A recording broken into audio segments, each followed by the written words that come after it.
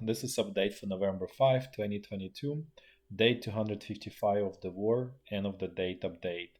So today is very little, it's a weekend, so very little news. However, few general kind of like, I wouldn't say well, I guess one is strategic news. So Chinese company is basically buying lithium deposit in Argentina for 2.2 billion US dollars. And the importance of this is actually not even so much that Chinese company investing in lithium, because lithium, and just for the reference, lithium is being used in the batteries that I use in electric vehicles, or just generally in batteries. So there it is, I would say, strategic importance, material of strategic importance. And Argentina and Chile and I think Bolivia have almost like a half of the world's deposit of lithium. So it's sort of an important region. But the more important thing is what China is trying to do. It's trying to kind of create cracks um, in sort of U.S. call it like defend or U.S. turf, right? Because typically U.S. is considered, call it South America, is sort of considered area where U.S. has sort of exclusive rights or essentially significant influence, right? Some of the countries are out of that influence for sure, but I would say probably more it's a legacy uh, view or approach to it. At the same time, what China's just goal of the China with all of this is actually ensure that Argentina, if there is a conflict over Taiwan, Argentina is going to be either neutral or even take the side of China. Probably unlikely that it will take side of China, but at least neutrality is good enough for China.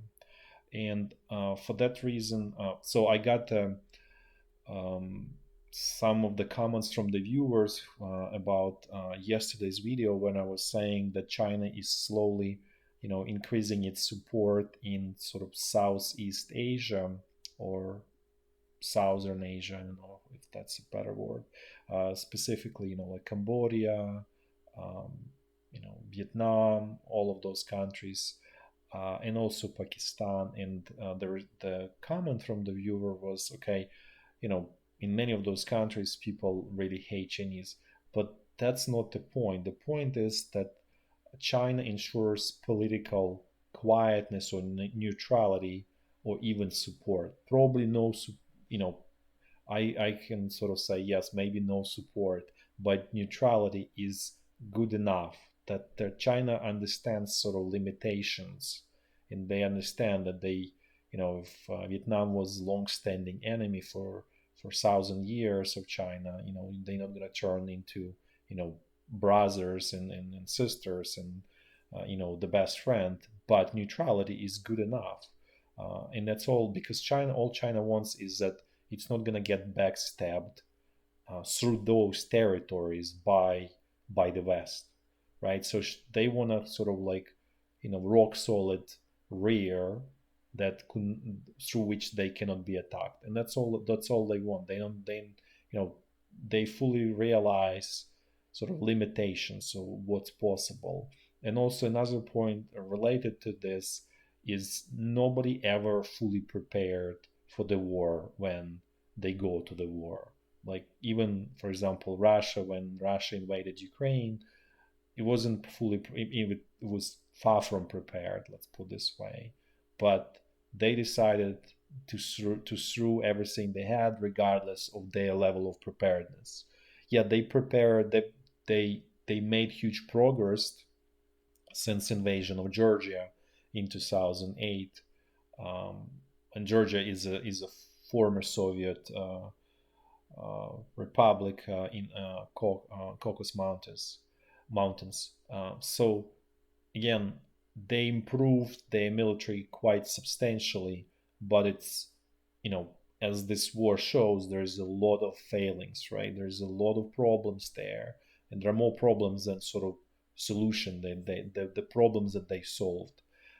but they still jumped because they felt that, let's say, Ukraine or prey is too weak, and you know nobody will say anything in the world, or there won't be any real support. They miscalculated, in the same sort of, call it, mistake China may make, right? They, they just also believe that they are giant and nobody will dare, right? So the same kind of like, I guess I would call, you can call it arrogance, right? Um, that's typical um, for dictatorships, right? Where there is, you know inherent thinking that this dictatorship cannot be, cannot fail, essentially. So that's a little bit about China. So as you can see, expansion, or this, um, call it like money diplomacy, is continuing, right? So they sort of moving slowly, one by one, trying to build the right situation in preparation of the eventual attack. Now let's switch a little bit to Ukraine, and actually sort of tactical situation in Ukraine. Russia started using a little bit more technology. There is a change happening.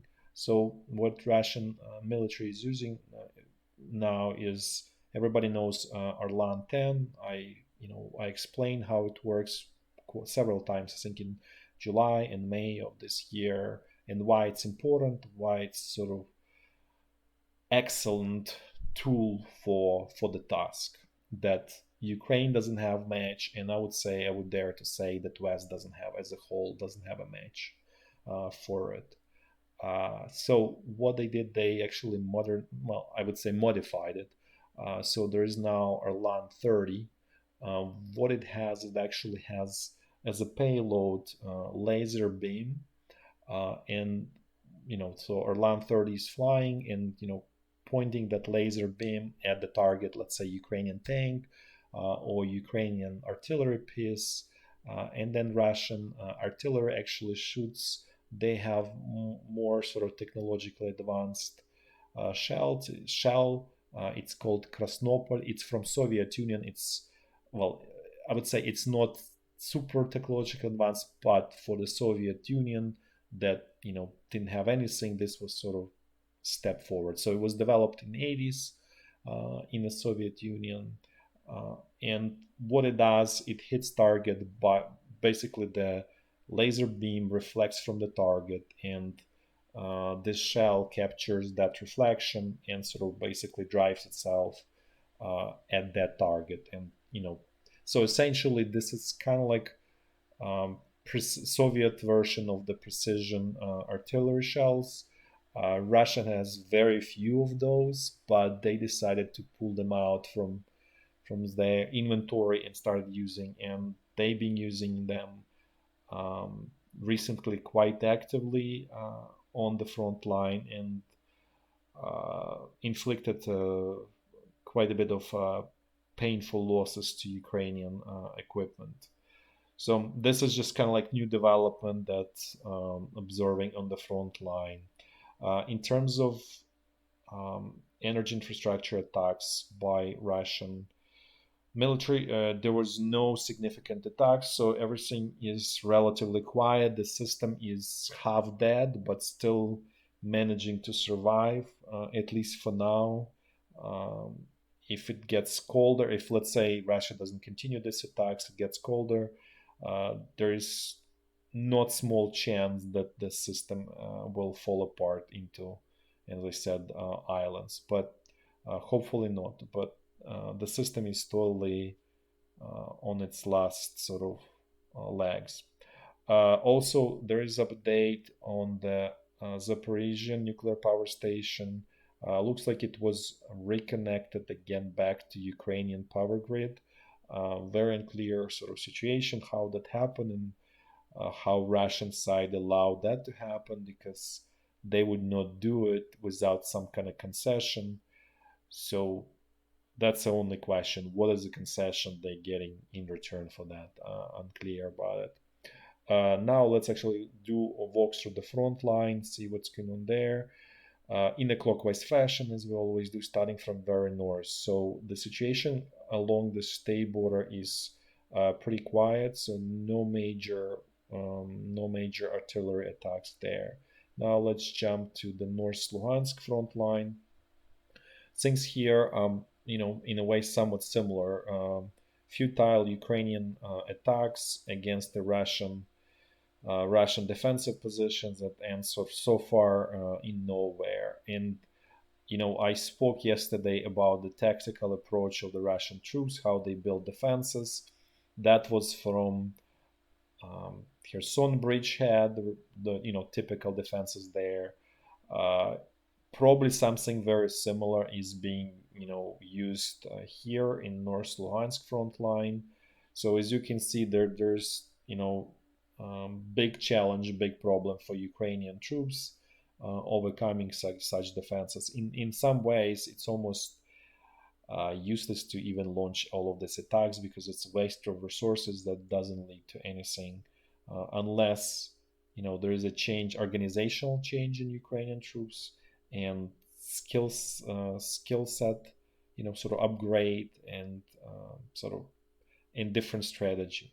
Otherwise, it's essentially futile attacks.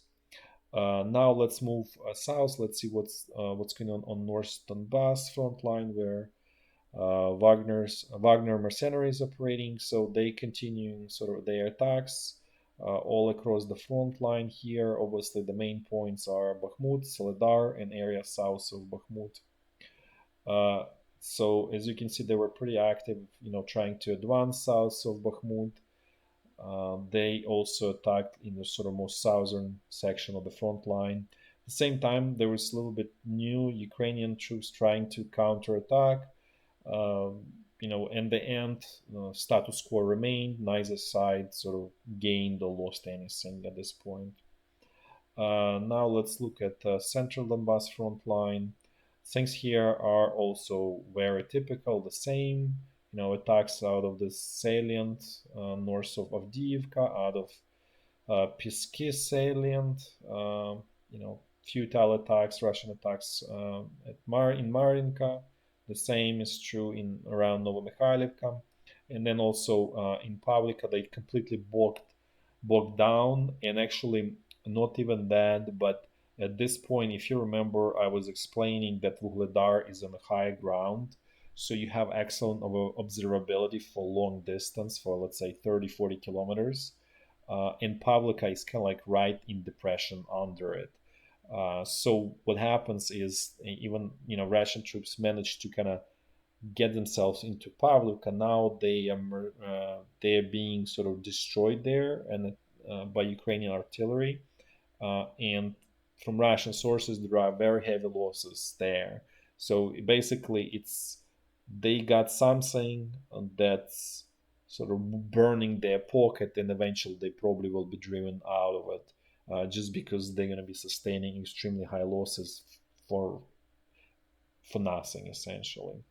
So that was kind of like a royal mistake by Russian command, and so far they not sort of fixing it. Now let's move to Zaporizhya front line.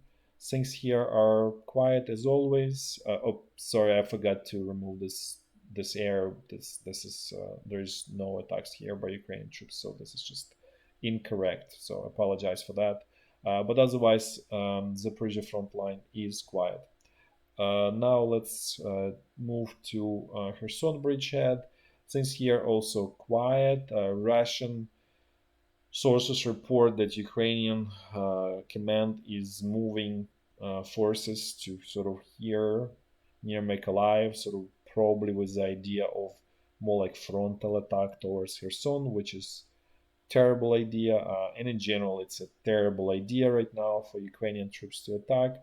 As I said many times, no skills, no strategy, no right commanders, no nothing essentially. Just as of it's just turning into waste of resources that Ukraine does not have.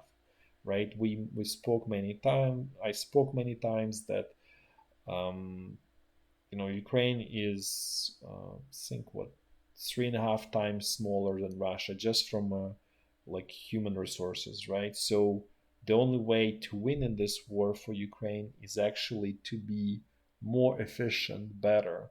And what is being done right now, it's exactly opposite of that. So in a way, it's bringing demise of Ukraine. This futile attacks that don't lead to anything really, you know,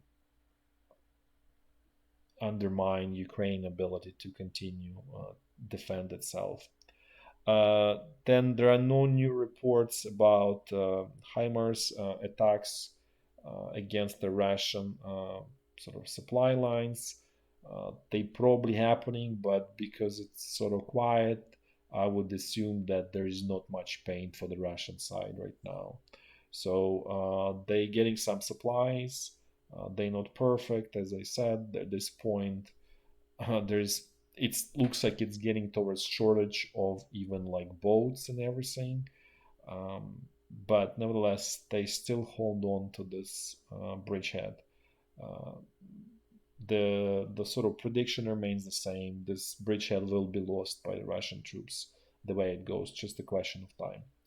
Okay, thanks for watching, and until tomorrow, bye bye.